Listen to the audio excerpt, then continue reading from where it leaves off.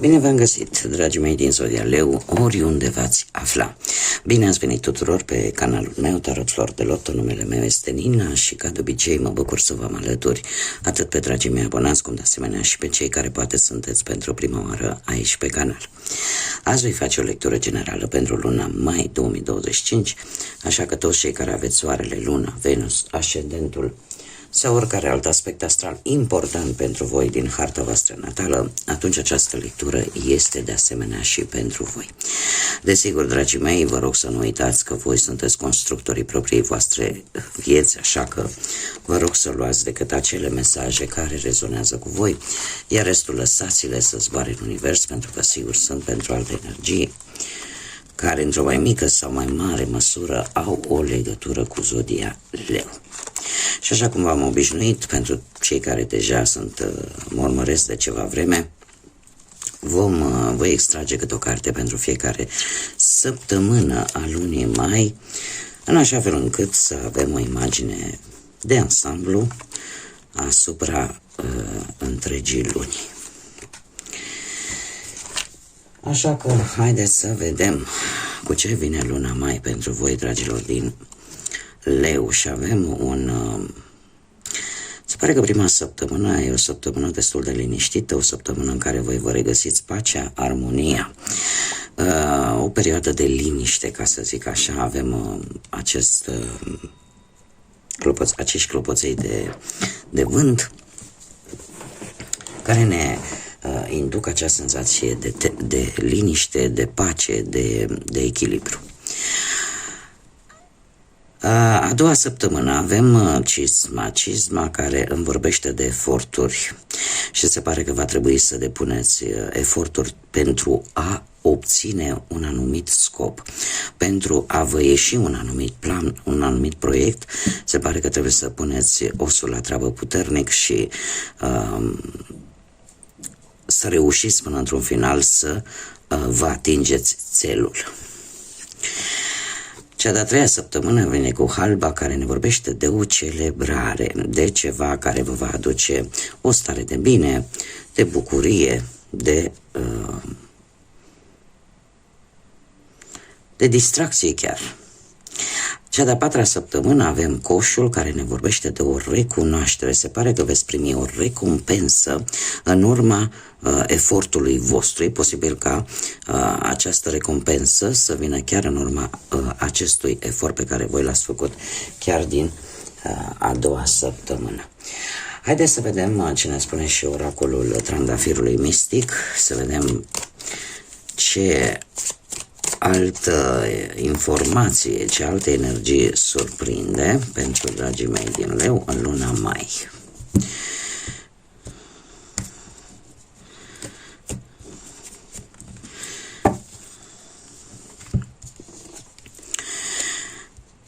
Ok, pe un inel. Dragilor, o situație care ne se prezintă aici îmi spune că la un moment dat ați fost puși în situația de a avea mai multe opțiuni și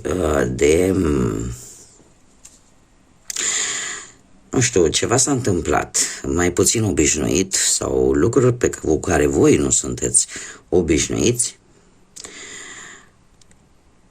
E ca și cum ai aflat un lucru neștiut. Și probabil că unii dintre voi v-ați dat seama de fapt că sunt mai multe opțiuni și nu doar una. Eu aș spune că este o reușită la nivel interior, în momentul în care îți dai seama că de fapt există mai multe variante și că de multe ori chiar soluția stă chiar în palma voastră, stă chiar la voi.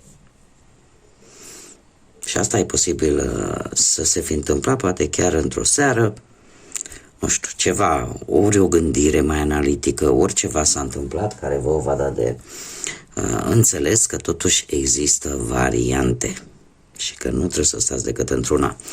Luna mai vine cu poker face, vine cu asumarea unui risc, vis-a-vis de aceste opțiuni.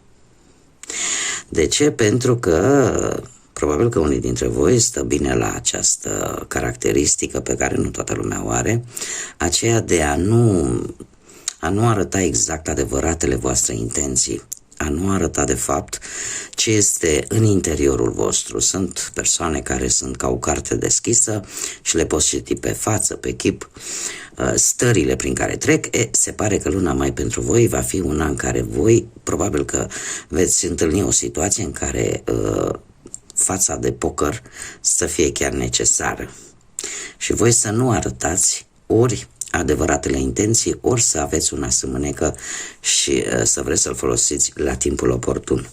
De asemenea, aici avem și o stare de tristețe, aș spune.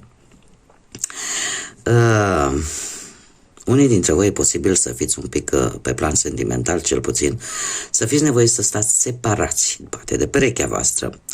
Și asta să vă aducă un pic de tristețe, să vă aducă un pic de nostalgie și de dor, practic. Trebuie să vă spun că chiar și cele mai acre persoane, ca să zic așa, dincolo de această creală, dincolo de, așa cum bine vedem aici, avem niște cactuși. Nu? Și cactuși, indiferent cât de țepoși sunt, și la un timp înfloresc și fac niște flori superbe. Așa că e posibil ca, chiar dacă voi gândiți că persoana cealaltă nu se gândește la voi, trebuie să vă spun că o face. Doar că separarea asta, fie ea geografică, din câte văd eu aici, va fi, adică să fiți nevoiți să stați distanțați din cauza practic a distanței geografice, nu neapărat din alte motive. Asta pe voi vă face să vă gândiți la un viitor un pic incert, un pic nesigur. Această separare vă va pune pe gânduri. Haideți să vedem ce ne spune și tarotul pentru dragii mei din Leu în luna lui mai.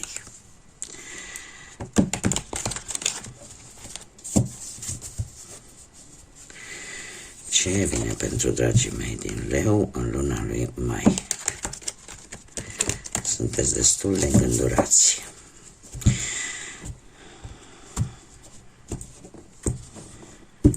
Și avem pe plan profesional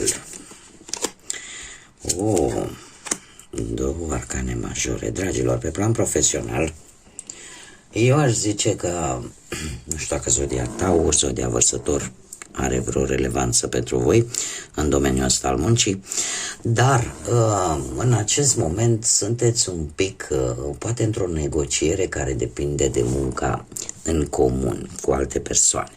Alții încercați să faceți ceea ce este corect, încercați să faceți lucrurile așa cum trebuie și bazate pe principii foarte tradiționale, foarte sănătoase, aș zice eu. Alții dintre voi e posibil să vă consultați cu cineva de încredere, cu cineva probabil mai în vârstă sau cu vreun mentor care să vă ajute într-o anumită situație să luați o anumită sau cea mai înțeleaptă hotărâre referitoare la o situație profesională. Luna mai vine cu steaua care îmi vorbește de o posibilitate a unei avansări pentru unii și pentru alții poate fi obținerea unui job foarte bun. De ce? Pentru că steaua ne vorbește de forța aia de a merge înainte, de încrederea în tine în primul și în primul rând, de speranța care îți poate aduce șanse bune după o perioadă destul de dificilă. Faptul e ca și cum mai zice că ți-ai recuperat credința că de fapt lucrurile nu au cum să meargă rău la nesfârșit. Cu acest 9 de monede întărește și mai mult acest lucru. De ce? Pentru că undeva sfârșitul lui mai vine cu un echilibru atât în exterior cât și în interior. Siguranța pe voi va fi una foarte mare și te vei bucura de o reușită la nivel personal. Se pare că unii dintre voi vă veți da seama că munca și partea asta profesională merge bine, unii pot în sfârșit să avanseze, alții pot obține acel job pentru care au depus efort, dar este o oportunitate tare bună de a crește, de a avansa, cum de asemenea poate unii dintre voi reușesc într-un final să termine cu acel dosar de pensionare și să se concluzioneze odată acest lucru. Deci, pe partea profesională lucrurile merg bine. Pe partea financiară, haideți să vedem. Pe partea financiară avem zodiile de apă, Rac, Pești, Scorpion, avem alte zodii de foc, la fel ca și voi, Berbec, Leu, posibil, sau Săgetător, dar în acest moment se pare că cu acest rege de cupe, cumva deja lucrurile pe plan financiar încet se vor îmbunătăți.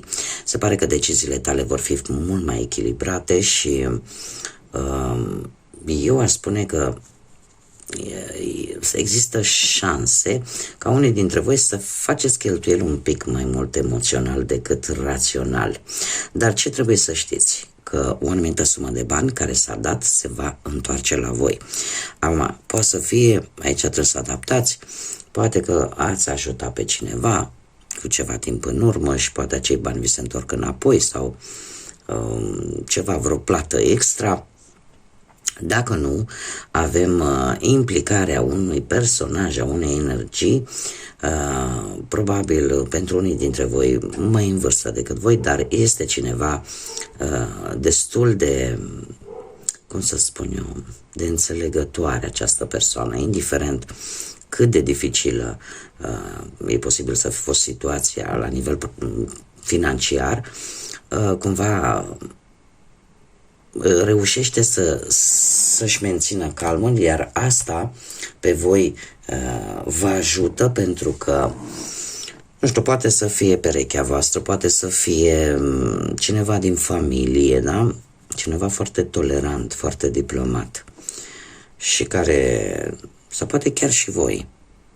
Dacă vă regăsiți cu aceste informații, e posibil ca și voi să fi împrumutat caracteristicile acestei cărți, acestui rege de cupe și sunteți un pic mai toleranți, un pic mai diplomați în ceea ce privește mai ales conflictele relaționate cu banii.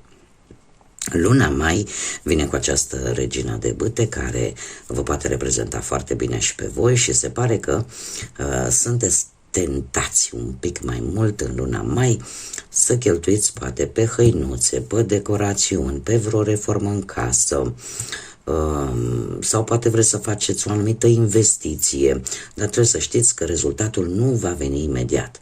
Va fi destul de lent, dar pozitiv. Așa că trebuie să aveți tare multă răbdare. Mare atenție, pentru că unii veți avea tendința de a cheltui un pic, cum să zic eu, nemăsurat așa, fără să gândiți prea mult.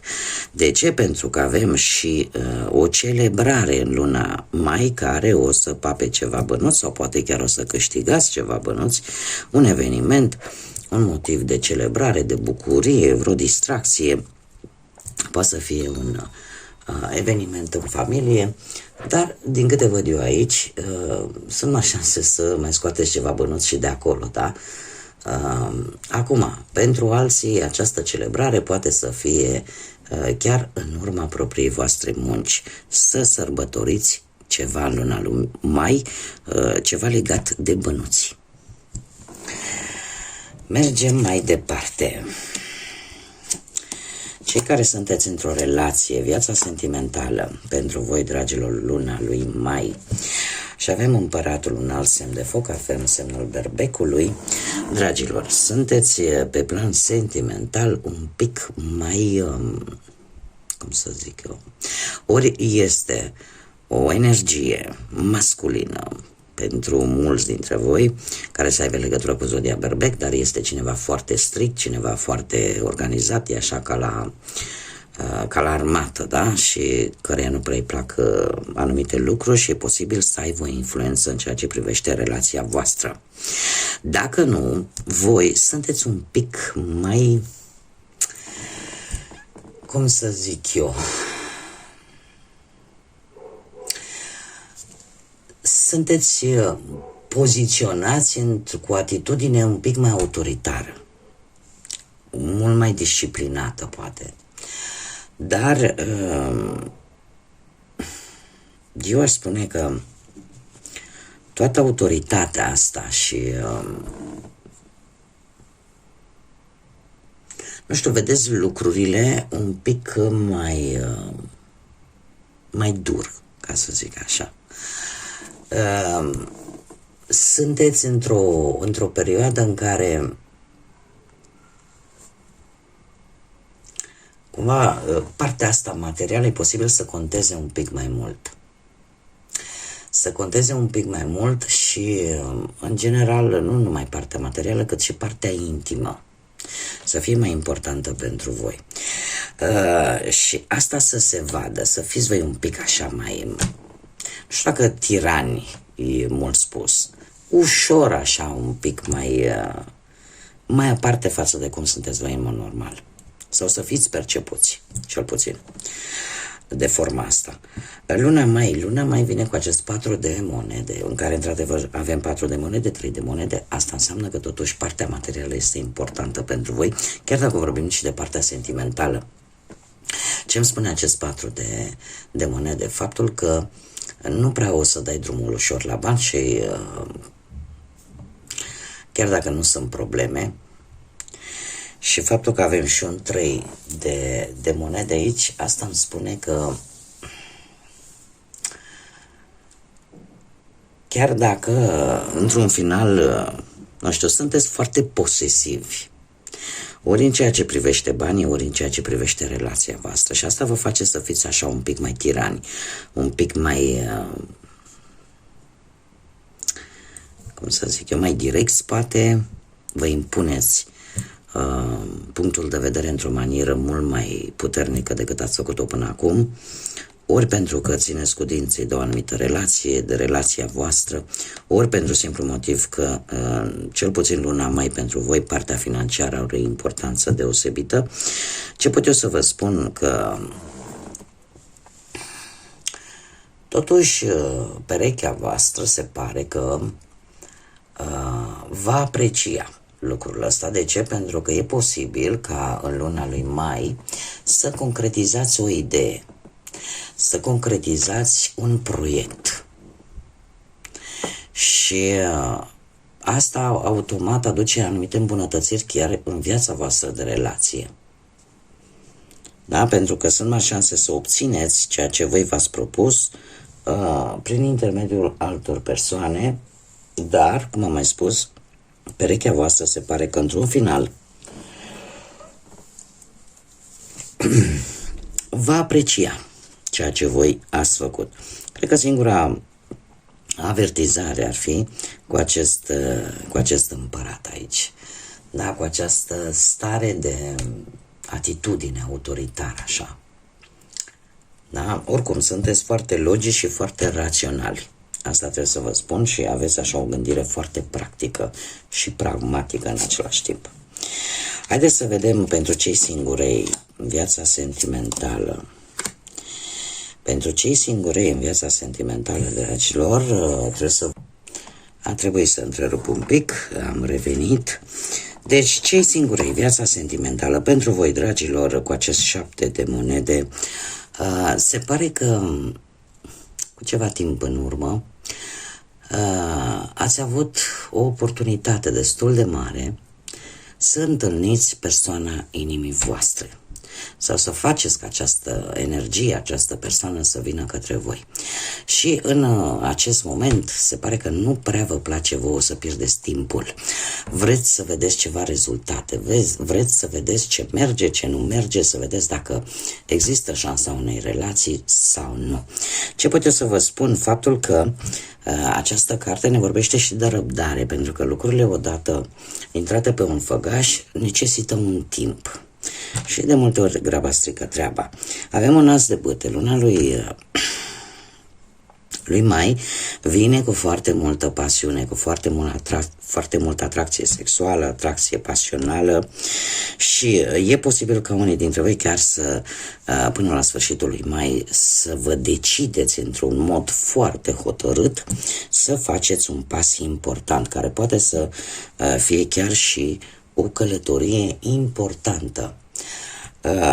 Nu știu dacă zodia Rac vă spune ceva. Avem aici arcanul major Carul, care ne vorbește de călătorii, mutări. Cert este că veți avea o voință foarte puternică, vreți să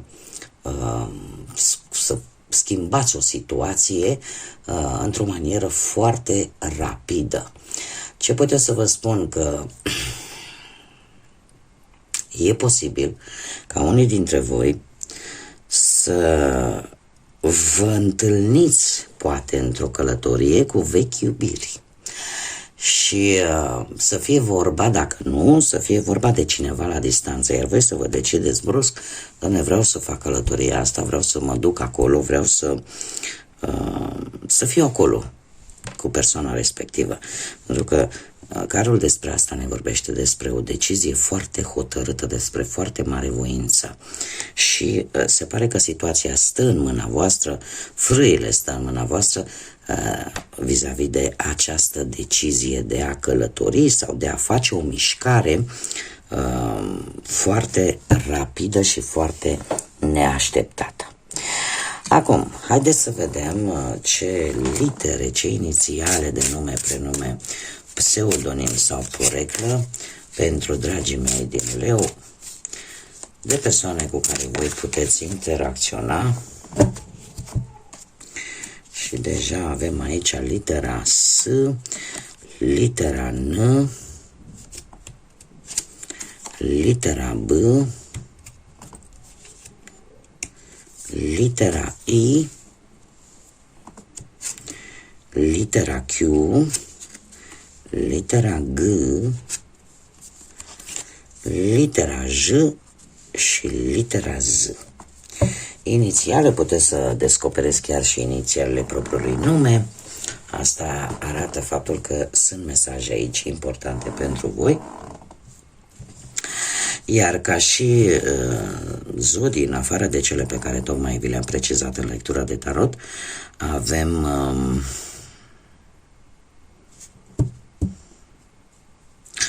zodii de aer, Gemeni, Balanță, Vărsător. E adevărat, apar și zodii de foc, Leu, Berbec, Săgetător. Și e adevărat, mai puțin, dar nu deloc, anumite zodii de pământ și de apă. Nu avem decât câte o carte de fiecare, deci predomină foarte mult zodiile de aer și zodiile de foc, mai puțin cele de apă și pământ. Asta înseamnă Taur, Fecioară, Capricorn, Pești, Rac și Scorpion. Haideți să vedem care este surpriza lunii pentru voi, dragilor, surpriza lunii Mai pentru dragii mei din Leu.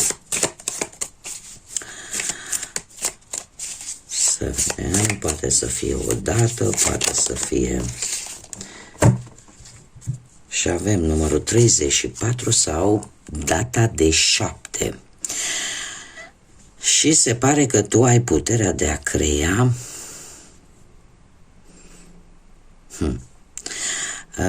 un anumit interval de timp prin luarea unei acțiuni. Ce înseamnă asta? Că dacă ai nevoie, poate de mai mult timp, pentru o anumită problemă, stă în puterea voastră să faceți acest lucru, poate să nu mai pierdeți timpul. Dar pentru că e ceva legat de timp. Și stă în puterea voastră să ori să scurtați o anumită perioadă de timp, ori pur și simplu să câștigați o anumită perioadă de timp, luând acțiune, făcând ceva la modul practic. și care probabil are ori legătură cu 34, ori legătură cu data de 7 mai pentru unii dintre voi. Haideți să vedem și un mesaj din partea îngerilor și a cristalelor. Să vedem ce mesaj aveți pentru dragii mei din Leu, pentru luna mai. Un mesaj, te rog. Și avem un Jasper galben. Un Jasper galben. Probabil că luna mai pentru voi ar fi indicat poate să purtați această culoare, da, plecând de la galben, arămiu, bej, crem. Cine spune? Să controlați situațiile și problemele. Folosește-ți forța și puterea pe care Dumnezeu ți-a dat-o în loc să te temi că alte persoane ar putea încerca să te controleze. Deci se pare că nu trebuie să uitați în primul și în primul rând, voi sunteți un semn de foc, sunteți un semn guvernați de către soare și dacă pentru un minut ați uitat lucrul acesta, această carte vine cu acest mesaj: folosește atât puterea cât și forța pe care ți-a dat-o Dumnezeu, în loc să-ți fie teamă că alte persoane te-ar putea controla, pentru că voi aveți, cum să spunem, de multe ori în necesitatea voastră de a vă simți special, de a fi admirați, de a fi creativi. E posibil câteodată să, în momentul în care nu vă simțiți voi iubiți, în momentul în care nu vă simțiți în felul ăsta special, atunci e posibil să deveniți un pic mai egocentriști sau poate că vă închideți așa din leu ăla sau leoaica plină de forță și de putere, mai rămâne așa un pisicuț sau o pisicuță și lucrul ăsta nu e tocmai bun pentru voi. Așa că folosiți-vă această energie solară, folosiți-vă această putere și căldură pe care o emanați și nu trebuie să vă lăsați manipulați sau controlați de alte persoane. Pentru că se pare că nu prea se poate cu voi lucrul ăsta, doar că voi mai uitați câteodată. Bun, dragii mei, cam atât am avut de spus pentru voi, pentru luna mai. Am întârziat un pic cu aceste lecturi. După cum bine știți, mai ales cei care locuiesc ca și mine în Spania, am avut probleme cu curentul, cu acea pană destul de lungă de curent. Sper să nu se mai întâmple și sper să intrăm așa într-un ritm obișnuit. Mulțumesc încă o dată tuturor pentru atenția pe care mi-ați acordat-o, mulțumesc pentru like-uri, distribuiri și comentarii, sunteți minunați ca de obicei și vă aștept în continuare pe toți cei care încă nu v-ați abonat să fim alături aici la fiecare lectură. Până data viitoare când ne vom reîntâlni, eu vă doresc oricum tot binele din lume, să aveți parte de tot ce vă doriți, de multă lumină și căldură în suflete și în gânduri, iar până la următoarea lectură, ca de obicei, să fiți iubiți, dragilor.